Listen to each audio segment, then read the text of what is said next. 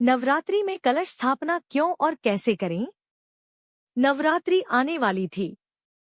घर में साफ सफाई और तैयारी शुरू हो गई थी। नेहा अपनी दादी को पूजा की तैयारी करते देख रही थी। उसने पूछा, दादी, नवरात्रि में सबसे पहले कलश स्थापना क्यों की जाती है? दादी मुस्कुराई और बोली, बेटा, कलश स्थापना का मतलब होता है माँ दुर्गा को अपने घर में आमंत्रित करना। इसीलिए इसे बहुत श्रद्धा और सही विधि से करना चाहिए। फिर दादी ने नेहा को पूरी विधि समझानी शुरू की। सबसे पहले सुबह स्नान करके घर के मंदिर या पूजा स्थान को अच्छी तरह साफ करें।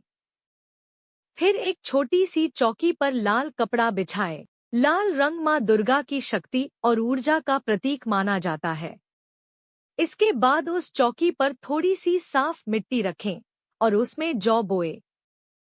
जौ को उगाना समृद्धि और नए जीवन का प्रतीक माना जाता है। अब एक तांबे या मिट्टी का कलश लें। उसमें साफ जल भरें। फिर उसमें एक सिक्का, थोड़े अक्षत, चावल और एक सुपारी डालें। यह धन, शांति और स्थिरता का प्रतीक माना जाता है। अब कलश के मुंह पर 5 आम के पत्ते रखें और उसके ऊपर एक नारियल रखें, जिसे लाल कपड़े या मौली से बांध दिया जाए।